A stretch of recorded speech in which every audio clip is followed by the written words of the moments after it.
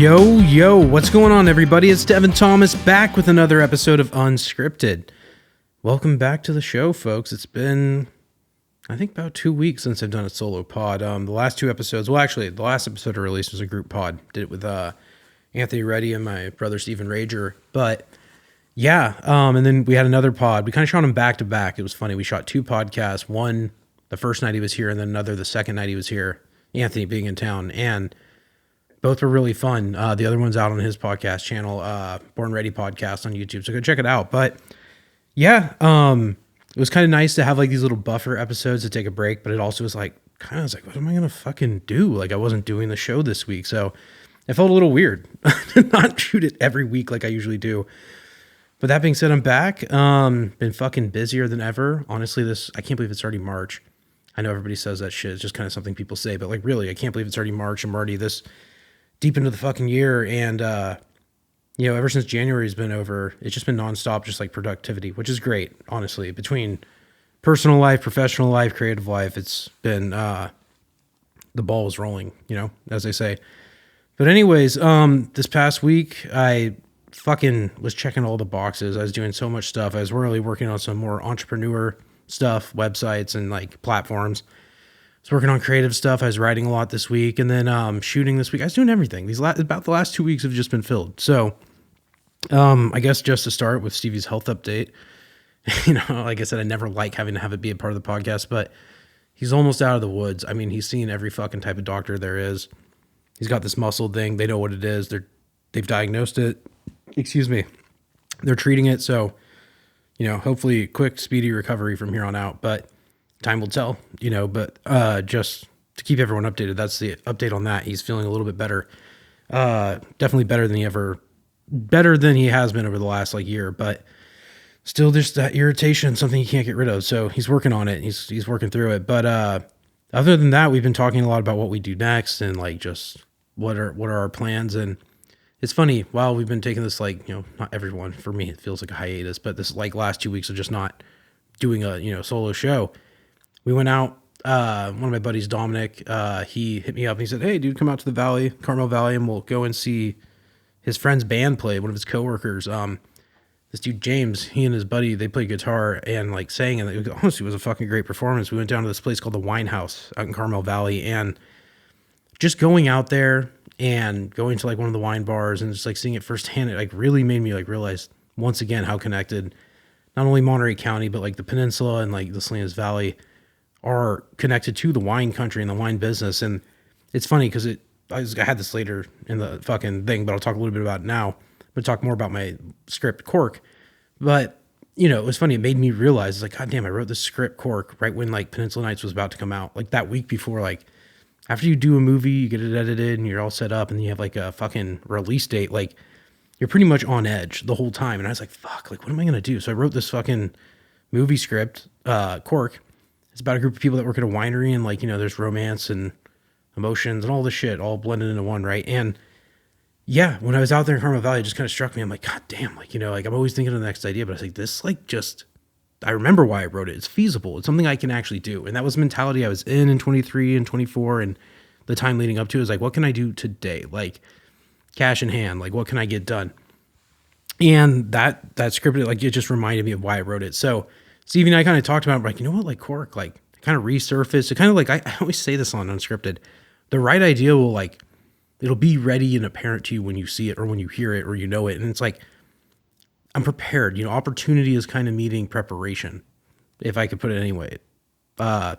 With Cork, it feels like that. So that's been top of mind. I'll talk more about that idea, but yeah, so been revising that, doing some other stuff. I want to talk about this other thing I've been working on. I'll talk about it in a second, but yeah, Steve and I talked a lot about it. I'm Cork sounds like the right idea right now. And this is amongst all the other shit we've been juggling. It's been a fucking circus of different ideas and working on this, working on that.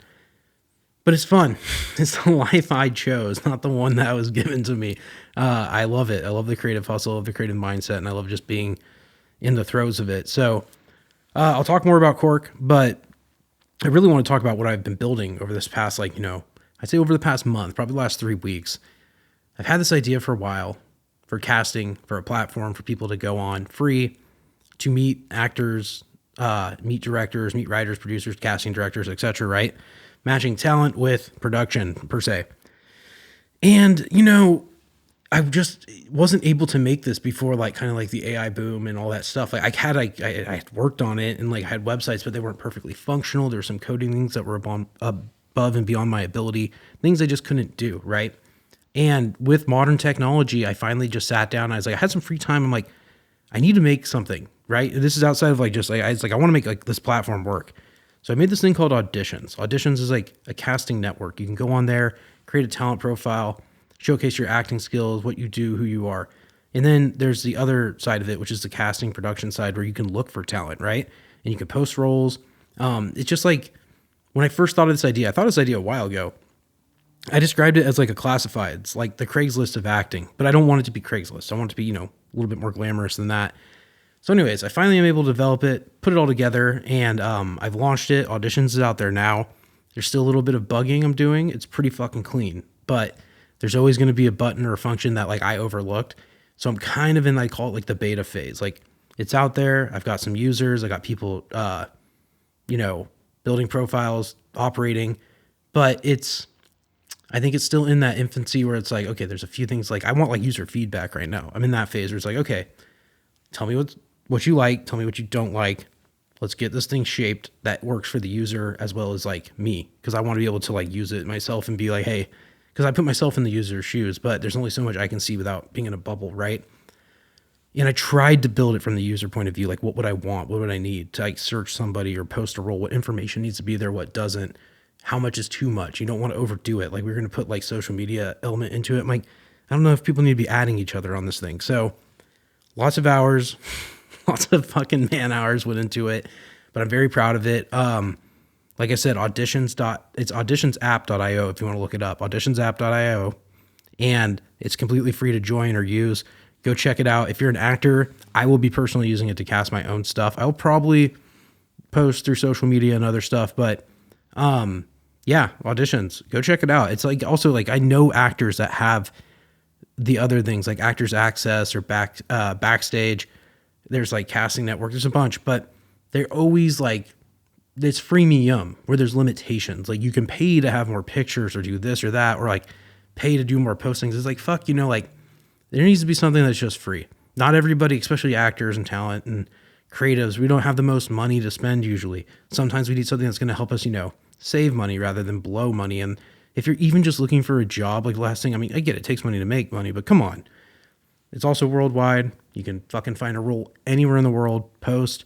I don't care if you're in fucking New York or if you're in Hong Kong or Prague or London, it's available everywhere. So go check out Auditions. That's my big plug for the episode. Also, it's made by me and Stevie. So, like, you got two people who are already, like, I call it low budget expert. And on top of that, I'm trying to make something that is for people that is literally free. Like, I'm solving a problem in the casting community or the acting community. You need to get a role or you need to find talent. There should be nothing stopping that. We don't need more. I almost think of it as like a tax. Like, there shouldn't be a tax on finding your talent or putting it together a production. It should cost you as little as possible to have people meet. And, like, some of the greatest ideas ever, like Facebook or MySpace, Instagram. How much have you ever paid to use it? Probably zero, unless you're buying a check mark or using it for ads. My point more so is that free is the best price. And especially when you're trying to build something that's supposed to bring people together and actually, like, function. There will be a way to monetize perhaps in the future. And maybe this is a little bit more inside baseball, but I just think, like, not to, like, democratize Hollywood or whatever, but I do think it needs to be a level playing field. And that's a big problem right now. The big thing behind this was also, like, gatekeeping and shit. It's like, do you want me to be in your thing or not? Do you want talent or not? Like, let's just, like, break down that Hollywood wall and kind of just, like, this is for everyone. Get in there, go check it out. Like I said, anyways, I'll stop pitching Auditions, but you got me thinking. Anyways, the next segment I actually have here is for developing Cork, but I kind of pitched it, Cork, this idea, winery, a couple friends, coworkers, romances.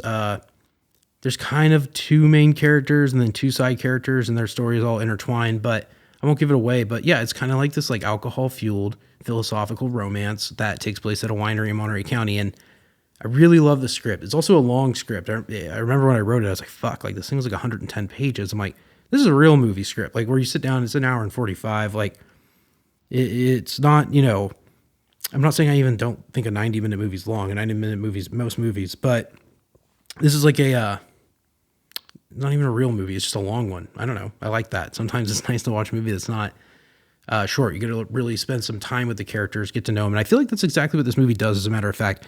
I feel like it's like a hangout to some extent. It doesn't meander, but there's like a vibe. You're almost with the characters more than just watching the characters go straight through the narrative. But for me, I've always liked a movie like that. And I'm describing it. I mean, who knows how it turns out, right? I think I have a steady hand behind the camera, but we'll see what happens. But yeah, this movie is very vibey. I think one thing I learned, especially making Peninsula Nights and then like just growing as a writer, growing as a director and a filmmaker, is that this movie, even when we just read the script, because it's been a minute since we read it, but I remember reading it with the group, there was a palpable sense of like you could see the movie happening, even just reading it. It was on the page. And if it's like that, chances are it's going to be great once you film it, and it's going to be fucking even better once you have it all edited and put together. And actors can see it, other filmmakers can see it when you're talking about a script. Because I've read some scripts where we're reading them and we're just like, dude, like this is like, it's hard to even fucking understand just reading it. And that's not a slight at anybody's writing, because I've read a lot of stuff, but like some stuff's not, it's not making you see the movie. And it's just like, what the fuck is going on? And we've had that moment a few times, especially sometimes Christine will get like sides, or she'll get a project and like once or twice she'll just get some shit. She's like, they want me, but like this just doesn't make any fucking sense, So when she does pick something, or if we pick a project, it's like, there's an intention behind it that like, hey, like this was up to snuff. This made the cut, or like there's a natural sense of attraction. Like, hey, like this project made sense, and not literally, but also made sense for someone to invest their time into. Like if you're going to act or like film something. So yeah, it's always interesting. But anyways, Cork definitely had like that sense of like a completeness when it was done, and yeah, the script's super fucking, good. I'm redrafting. I think it just needs like, it's like whenever I think I wrote 4 drafts and now I'm on the 5th, just reading through it with the pen and just kind of like crossing things out, being like, okay, like I think this actually sounds more like natural. I don't want it to feel too contrived, or you know what, that dialogue there, like it could have probably been better. Or like, hey, like I think when I was writing it, cause you can like, I have pretty good recall. So like I remember, like, I actually think I remember when I was writing this, I didn't like how that sounded as it was. So like it was already on my mind. And it's kind of like just, like if you read a book and then didn't read it for like a year and you're like, I kind of remember where I was at. That's how it is with a movie script, except if you've written it, it's even more printed in your brain than somebody else's literature. But that's what it felt like. It felt like I was picking right back up and just checking it out. And I'm going to tighten the bolts and just get it ready for like a pre-production or like a production script, because like I can see the plausibility of making this film very, very much so after going out. I was just like, yeah, you know what? Like I had this other idea, Harmony, I really love, I want to make it. But I'm like, you know what? This is a little less moving parts, as big as the scale of this film will feel. Less moving parts and actually a little bit more. It's very intimate. Also, like, we went out to Carmel by the Sea. We did a lot of shit, and we stopped by Little Big Boxes in Carmel by the Sea, where one of our scenes was filmed in Peninsula Nights, but also one of our actors, Sam Persall, works. And he was fucking there. It was like walking into the movie. It's so funny. Like, I didn't think about it, but right now it's hitting me like, when we filmed the scene, it was like, okay, we filmed it. He was in it. He plays like the guy, the cash register guy at this like wine shop in Carmel.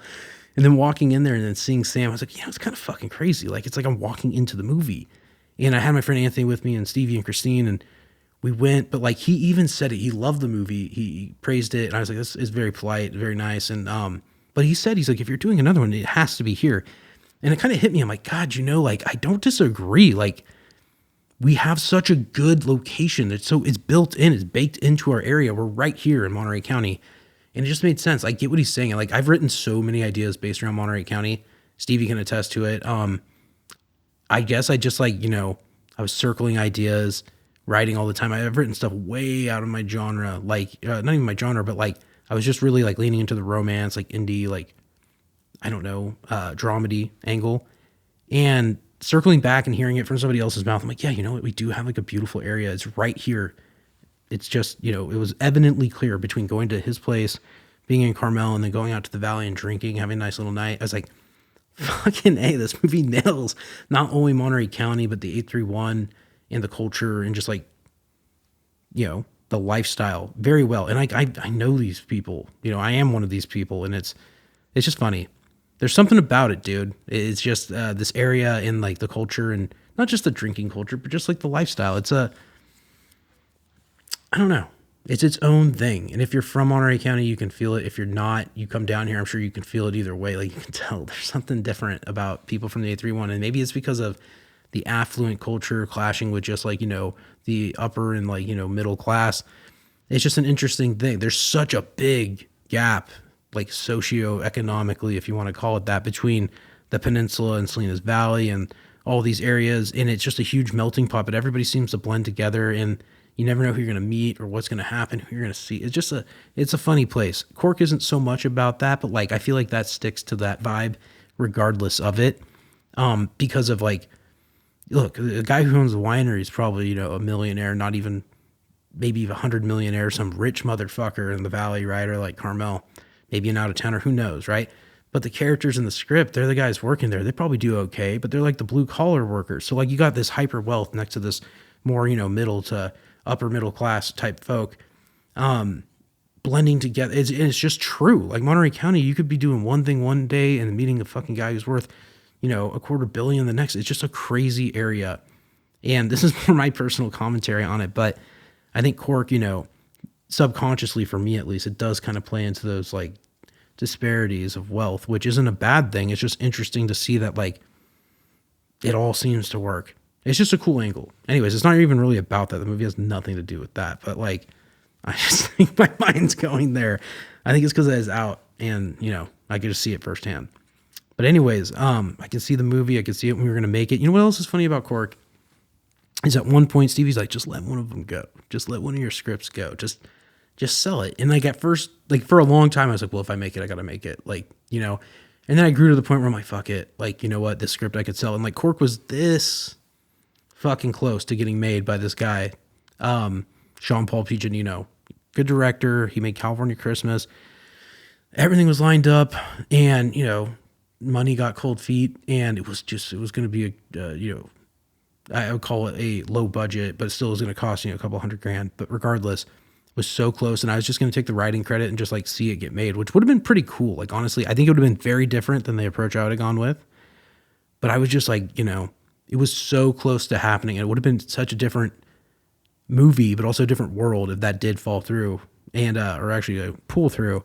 It did not, but you know what? It was interesting. Sean was really cool. Same with our investor, but things weren't meant to be on that one. And I respectfully understand, but it's just funny because Cork is just like I said, it's been the script that's kind of like, it's been the number one script. It's kind of been on the shelf, and then just like going out, coming back to it, I'm like, yeah, this feels right now. So that's kind of top of mind. Like I said, things can always change. I talk so many scripts on here, but I'm going to do another draft of Cork and see what comes out the other side. I think it's pretty much there. Like after reading it, it's just really touch-ups. And like even Peninsula Nights, I think I did 11 drafts. By the time it was done, probably 15, 16, 17 drafts, because I'd go back and like, there'd just be a scene. I'm like, okay, like even reading it, like I know we got to change some stuff just to make this shootable. But I don't know. I think Cork needs probably a couple more and it'll be ready. And I'll be writing all the way up until the day we shoot a scene. And that doesn't mean like completely rewriting, but like, okay, this needs to be shaped. This needs to be, that location wasn't possible. How can we do this way? Little things. Anyways, after we went out to the wine house in Carmel Valley, which was a beautiful spot, had a great time. We went back to Dom's house, kicked it. And while we were there, we just started talking movies and shit. It just looked like he had this beautiful backyard at his parents' place. Incredible. And I told Dominic, I'm like, this house, like, I just saw it firsthand. I'm like, dude, we got a lot of production value right here. His parents were gone for the weekend. I'm like, hey, like, dude, like, we should just film something here. And it got me thinking, and I've been watching a lot of Better Call Saul and Breaking Bad, so I kind of wrote this little political thriller, kind of deep state shit, and it fit with like the vibe of his house and stuff. I think it'll make sense, but it's a little something cooking up on the side, a little nice 10-page script I knocked out this week. So to say the least, I'm back into writing mode. That was more of a something I thought I was just gonna like, I kind of like wrote an outline I sent to him, like, hey man, like I might write something for this. Then I wrote it, and by the time I was done writing, I'm like, fuck, this turned out pretty good. I was actually like happy with it. Here's the deal with writing. When I want to do it, it's great. You gotta just like tell yourself I gotta start writing. Cause like for me, I haven't written something in a minute. Like no, that's not fair. I've been writing the shorts. I kind of talked about this. Like since January till now, I've been writing these shorts. I think the last script I wrote before I started writing these shorts though was Unscripted, like the movie Unscripted. So like that was a while back, and I had shit going on, and like, it's all good, but like I wasn't as diligent as I had been about writing. But sometimes I hate to say it, like it's good to take a little break because you don't want to like run out of, ink in your pen. And right now I feel like the pen is charged up. I'm ready to go. But yeah, writing the little thriller, which the thriller actually gave me ideas to make something even like more expanded on that. Cause I'm like, God, like even like I don't write just for budget, but I'm like, this could be another idea that could be feasible to make. But besides the point, yeah. Touching up Cork, working on that. I had that nuclear short. I had another short I wrote. I have a lot of fucking ideas lately. And it's just because I feel like I took enough of a break to where like the juices are flowing again. The winter's over. The snow's melting. It's time to get back to work. And I feel very confident going into this year with just, I don't know, firm vision, I guess, and being able to just like really craft the script. That's what I noticed is like when I crafted this like most recent little political thriller, it was like, this kind of happens when you play guitar. If you play guitar all the time, you can't like, you keep playing the same shit and then you take a break and you come back and you're like ripping on the guitar. You're like, fuck, I forgot I could play this and I let alone play this good. It's almost like taking the break gave you a little like gap that allowed you to like forget all the like muscle memory shit you would do, like the go-to, and almost like reapproach it with like fresh eyes. And that's how I feel like fresh ears, fresh eyes, whatever. I'm writing and I'm not like stuck in any pattern. I'm like, okay, let me just write something. Like I don't usually write a political thriller, but I'm like, I think I could. So I did. And, it came out pretty good. And my point more so is that now that I've opened the door back up to writing, I'm excited about writing again. And I'm also having like fun doing it because I'm not feeling like I'm just like rehashing something or doing something. It's like doing the same shit. It gets a little Groundhog Day. I'd like to say though, even like on the previous shit I was writing, it probably wasn't even like repetitive or Groundhog Day, whatever you want to call it, like same shit, different day. It was probably just me being like burnt out because I'm like, dude, I've written like last year, like no shit, I probably wrote like 25 feature films. Just nonstop. And some of them were shorter. They weren't all like a perfect 90 pages. Some of them were like a lot of action. I'm like, okay, like this will film long, probably longer than the way it looks written, and that's like with a lot of visual montage and shit. It's not always going to be like written every beat of what happens, but besides the point, I got a lot of screenplays out. I got a lot done. I think I was just burnt out. I think I was bored. I was around the house a lot. Stevie's health, I was down and out, not in terms of like, I couldn't do shit, but like I was kind of chilling, and then for most of the year I was hanging out, writing scripts. I went to fucking Europe for a month or not even for a couple weeks and then came back and it was the holidays. So like, the year went by quick, but it was long, and a lot of it was spent writing. So besides all that bullshit, though, I'm back writing, loving it. I just enjoy it. Also, like in a non-egotistical way, I'm just good at it. So like, I like to do it. I've always written. I've been a writer my whole life, and like, it's my expert field of work. And I'm always learning. I'm not saying I'm the best fucking writer in the world, certainly not. And I'm not self-proclaiming that I am. But it's my gift is fucking writing. Like I get it. When I watch TV shows, I feel like I could have not written it, but I feel like somebody in the writer's room, because I'm thinking like not only like the writers, but I'm thinking like, I remember what happened in fucking like season 1 and that fucking scene. I remember the line. Cause it's like a writer thing. Like you see the whole show for what it is. There's like, you're not missing any context when you're a writer. I can nerd out on a show and really like, I just get it. Anyways, I digress. I don't want to sound like an asshole. I'm just saying that's my perspective on it. When I watch a show, I'm like, I fully understand the shape and what they want out of this show, what's going on in it. Anyways, Cork, probably top of the list, probably top of the stack, probably the project that will greenlight here soon, but just working on a few things. Stevie's health, making sure the script's good. I know a lot of people that would actually probably throw money down too on Cork. A lot of people that want to produce, etc. And that's like, the thing is like after doing like proof of concept and like actually making a feature film and delivering on something that's like fucking very watchable, very like, I'd say in the realm of auteur filmmaking, I have no problem going and asking for money or let alone getting it. So like, yeah, that's something that's opened up doors. Let's just say that. And Cork feels like the right film for that. And besides all the local resources, so many people would be interested in just helping out and like letting us use assets and stuff, which is a blessing. And like, also like We're well resourced, if I move to LA, I'm going to be fucking out there with everyone else being like, hey, like I need something and blah, you know what I mean? It's a lot easier to go to your, hometown. This goes out to advice to any filmmaker. If you have an area where you can shoot or resources where you can shoot, fucking capitalize on it. That's the obvious thing to do. Like, I always use the joke, but like some people want to write like Star Wars for their first movie. I'm like, well, Star Wars is going to be a tall order to fulfill, right? Because there's so much shit, CGI, special effects, costumes, makeup. Fucking, you're going to need an alien and a spaceship, and there's going to be a little tough to get on a nickel and dime budget. So shoot what you got. Shoot what you know. Your hometown's a story. And everyone's got one. So think about that. All right. Segueing into the next part of the show. I have been saying this since the beginning of this deal. This is some Hollywood talk. David Ellison wanted Warner Brothers so fucking bad. He has finally won the war for Warner Brothers. Everyone knew Netflix was going to buy it. I said this on Unscripted the whole fucking time he was doing the deal. I've been talking about this since I'm pretty sure last year. Ellison had his eyes on Paramount. He closed the deal, right? Then Netflix and Warner started having this bid war. And Netflix originally bid what I think is 80 something. I have it written here. I think they were 82 to 83 billion dollars for Warner's, right? Okay. And Paramount, David Ellison, what do you call it? Skydance. Paramount Skydance offered way over and tried to fucking buy Warner's. And they said, no, we're going to take Netflix's offer. Sure as shit, the tables have turned 180 on this motherfucker. David Ellison's deal is now going through. I remember he did some ridiculous, you want to pay, I think I said a week ago or 2 weeks ago on the solo pod, $650 million a quarter for shareholders, putting $650 into stock, whatever, paying on the shares.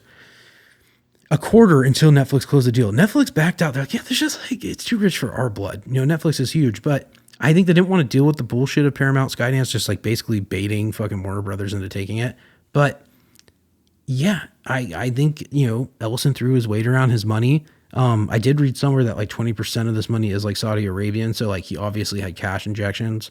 I'm sure they have their own vested reasons that they want to be involved in American media, but all that bullshit aside, politics aside, David Ellison is he's going to be the king of Hollywood. He's going to own a huge portion of the market. And not only that, he's going to own a lot of media companies like CNN, Discovery, fucking CBS. He's going to have a lot of shit on his plate. Controlling, I guess mainstream media. Although he says he's going to stay out of it. You never know. I'm not saying he's going to do anything, but I think, they're powerful. They got a lot of fucking grip on the business. A lot of IP. He's buying HBO. He's going to have Harry Potter. He's going to have every fucking show under the sun. I have a few written down here. Star Trek, Mission Impossible, Batman, DC, Game of Thrones. It's a lot of fucking IP. Do I think it's better in Paramount Skydance's hands than Netflix? Yes. Which is funny because I see so many people bitching, saying Netflix, they should have got it. I'm like, dude, do you really want to see Harry Potter coming out on Netflix? I'm not being a hater, but you're going to get a Wednesday version of Harry Potter.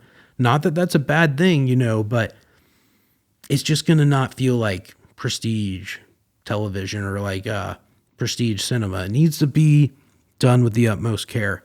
I've been pretty happy with a lot of the shit that Skydance has put out. I don't know about you, but I've talked about this movie a million times. Top Gun Maverick. Maybe they jump the shark when he lands in the ship or in the jet when it blows up and they meet up. But I don't care. I liked it. It was entertaining. It was fun. It was incredibly well made and great emotional beats. But for the most part, Paramount Skydance as a production company itself, whatever, has done a good job. I think Ellison's the right guy to fucking do this. And I mean, dude, he got what he wanted in the end. He really, really he put that money to work. He put his money where his mouth is. I think that deal's closing in at 110 billion. Fuck. It's a lot of cheddar. And, he gets to basically be the king of Hollywood for what looks like the near future. Now, the deal hasn't closed, but I'm sure Warner's is eager to fucking get their, ink onto those fucking contracts. Because, dude, there's no way you turn down that big of an amount of money. And also, I think that leads me to the bigger question. It's worth a lot because it's obviously valuable, but fuck, was Warner's in trouble? Was Warner's Discovery or whatever in trouble? what was the real reason behind the sell, merger, or whatever you want to call it? Bad business, good business. I mean, the evaporation of the movie theater chains, I think, and it's not like a complete evaporation, but movie theaters are definitely becoming less popular. It's no secret. I think one thing people liked about Ellison buying it as well is that he is more inclined to stay theatrical versus Netflix, who really they have no benefit of theatrical releases. They strictly want people to watch movies at home. And I get it. We don't need to have a fucking life-changing argument about it, but it is more convenient to watch something at home. I still do enjoy going to the movie theater to see a big movie. It has to be something worth my time, of course, but there's always going to be something out there that draws me. I saw Scream 7 is in theaters. Maybe I'll go see it. Yada, yada, yada. There's going to be another fucking movie. I think Ellison knows that, and I think he's going to be able to fucking how about this? If they put a lot of good movies out all at once, people are going to be driven to go to the movies maybe even more frequently just because there's going to be multiple good movies. We'll see. There's a lot cooking up in Hollywood, and this deal's a big part of it. Oh my God. Sorry, I'm parched. Literally. Don't know what it could be. Yeah, that deal is crazy though. I'm happy personally that Paramount Skydance bought him out. I think it's actually a much more valuable person to buy it. So congratulations, Mr. Ellison. The movies I watched this week weren't very many. I'll be honest, been watching Better Call Saul when I can. Been loving it. No spoilers. I'm almost done. I think we're in season 5. I want to say there's 6 seasons. So getting close to the end, it's just crazy. I didn't really know. I'd seen the first season or 2 of Better Call Saul and never watched anything after that. Cause it was at a time in my life, I was just going out. I wasn't watching TV as it aired. It was still coming out on AMC. This is before streaming took over. I kind of missed out on the televised releases of the show, right? And it was a little more difficult to get a TV show before streaming became so abundant. And I just got checked out. And watching it now, I'm my God, it's magnificent. It is a true, masterpiece. It's an accompaniment to the original Breaking Bad as a prequel. It's perfect. It's not what I thought it was going to be. I understood it was a prequel, but I didn't realize it was going to overlap with the Breaking Bad timeline. It's truly mind fucking. Especially seeing it I don't know when it came out. Not 06. The 2010s, maybe 2016 to 2020. I don't know when it ended, but it's weird watching it because I'm I can't fucking believe I hadn't seen it yet because it was so good and it was so relevant to the Breaking Bad backstory and shit. They show it's not a spoiler, but they show the meth lab getting built. I'm I can't fucking believe that means they're getting close to starting it. Is Walter going to appear, etc. So it's been very strange. It's been very good. I just watched an episode where Hank appears and I'm I can't believe Hank and Gomi are back. And it's just, they're such good characters. You want to just keep spending time with them. And I think Breaking Bad and Better Call Saul, some of the best television I've watched, not only in my lifetime, but recently. So, if they ever wanted to do another spin on those characters or that show, I just don't know how they'd do it, but no one's saying no. No one's saying no at all. Aside from watching Better Call Saul, which is a fucking, like I said, a masterpiece, excellent filmmaking. They did it again and they built an even better show on top of Breaking Bad, and not to slide at Breaking Bad, but it may be even better, Yeah, I just watched this movie. I've been wanting to watch this movie, but I didn't want to buy it because it was $25 still on Amazon Prime. And I'm not cheap, but I'm yeah, 25. I'm sometimes it's just it's a late night buy too. I'm I don't think I want to buy this movie for that price. This movie is Ad Astra, the Brad Pitt movie from 2019, director James Gray, writers James Gray and Ethan Gross, cinematographer Hoyt Van Hoytema, who's actually the same guy who shot Interstellar. And yeah, like I said, Brad Pitt, Tommy Lee Jones, Ruth Negga, Liv Tyler, and Donald Sutherland. All great cast. Yeah, the movie was good. I'll get into it in a second here. So, Ad Astra 2019, it was interesting. I remember seeing this movie when it came out, and I just didn't I didn't dislike it. It just felt a little dry. And in 2019, there's a lot of good movies coming out before COVID. The same year, Once Upon a Time in Hollywood came out. I think I was looking at that compared to looking at fucking, Ad Astra and the light that maybe I saw it in. And I remember watching it and just thinking it was boring the first time I watched it. I never thought it was bad, but I thought it was a little boring. Revisiting it this time, dude, it was pretty fucking great. I was actually surprised at how much I enjoyed the movie. And maybe it's because my tastes have changed, but it was different. Like, okay, like the movie itself, if you haven't seen it, it's Brad Pitt. He plays a astronaut. He kind of works for like, I guess it's the military, but it almost seems like he works for like this space station company. Whatever. He works in as like an astronaut, and he is the son of this guy Clifford, who's like this super fucking astronaut, right? Tommy Lee Jones. And he is like, his dad went on a mission like 30 years before and hasn't been seen since, right? He's like flying out to Neptune to discover alien life. That's the premise. And his son is like this kind of blue collar astronaut worker on Earth. And anyways, they say that his dad is responsible for like these like shock waves that have been hitting Earth, and that they actually think his dad is like, you know, a bad guy. And like, they're like, hey, like you need to go to Mars to like communicate with them. Like, so he goes on this mission, and his whole like goal is to try and communicate with the dad. And like, you can watch the movie. I don't want to ruin it, but that's the main thing, right? It's very similar to like Apocalypse Now. He has to go out into the jungle and try and find like Colonel Kurtz. It's the same setup. It is literally like Apocalypse Now in space. But there's this tone to the movie where it's like ambient, philosophical. It plays on emotions. It plays on like the father-son relationship. There's a lot going on in this movie. It was actually like, just, I saw so much more. Maybe it's because I'm like more of an adult at this point than the time I saw it. It just hit differently, but I really, really enjoyed it. I like Brad Pitt's character. He's very stoic. He's very quiet. He kind of doesn't trust the system. And it's almost kind of like that, not quite conspiracy, but like government, like distrust is in it. The mission he's even on it, like itself is supposed to be top secret. So there's like this espionage element to it. I won't even quite call it espionage. It's just like this secrecy, you know, kind of like the deep state vibe. Like, what is, like, he's going on this mission and he knows that he's being used just to talk to his dad, but like he knows there's something more to the story. One of his friends, the Donald Sutherland character, gives him like this kind of like CIA like information, like some little clip, and he watches it and he sees that there's more to it going on. They think that's where he finds out that they think his dad was like actually like had killed his entire crew he was with and did all this bad shit. He's like this, you know, bad dude murdering just so he can protect his own interests, which is either like attacking Earth or like trying to kill or trying to find extraterrestrial life. It's very strange. And eventually Brad Pitt's character does find his father, and it's interesting. You got to watch it. I don't want to ruin the whole plot, but man, the movie was so different than I remembered. And I actually, like I said, I was like refreshed. There's also not like a tremendous amount of space movies. You think of the first that come to mind, you think like Gravity or Armageddon. There's another one that came out recently. I can't think of it, but Alien, obviously the Alien fucking spinoffs that they've had, like Ridley's more recent ones aren't as great as the past ones, but yeah, like space movies are hard to find, you know, Interstellar, obviously. And when you find a good one, it's like, I might watch this a few times. For me, at least, like I don't just watch a movie once. Like sometimes like I'll watch something one time, rarely.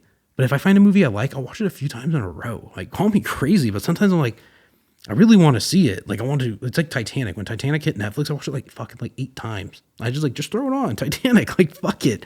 Sometimes there's something about a vibe. Like some movies curate a huge just atmosphere and you're like, I kind of want to just live in that, you know, that movie for a little bit. And I think Ad Astra might become my like burner movie. Not because it's even like the most like, it's not engaging or like not entertaining. Like it's just a slow burn. It's a slow burn kind of like atmospheric thriller with philosophical like undertones. Brad Pitt seems to always find himself in these like movies where there's just like big like disconnect from society, like Fight Club or something, where the main character kind of is like, he sees through the bullshit. He sees through like the matrix of life and is kind of like above it all, but he's also self-aware of it. It's interesting. It's just an interesting movie. I really liked it. Believe it or not, Stevie's got it on inside. I was just like, hey dude, like I had finished it, but like I've been watching it, like I watched it all the way through, but I was like, hey, like I left off today at this point. By the time I'm done with this pod and I come inside, we'll be caught up. So anyways, Ad Astra 2019, director James Gray, starring Brad Pitt, Tommy Lee Jones. What can I say? Just a great movie. I'm going to watch more movies this week. I've been busy, honestly. Like I was even like thinking I should just wait till next week to do another pod. I'm like, nah, fuck it. Let's just go knock it out. And I'm glad I did, honestly. It's been a good little chat. But anyways, guys, I think that's all I got. I'm going to go inside. I'm going to catch the rest of this movie again and hang out. Hope you all had a good fucking past 2 weeks. I hope everyone's been enjoying themselves, getting ready, kicking ass and taking names. And yeah. Anyways, guys, I'm Devin Thomas. This is another episode of Unscripted. I'll talk to you all next week.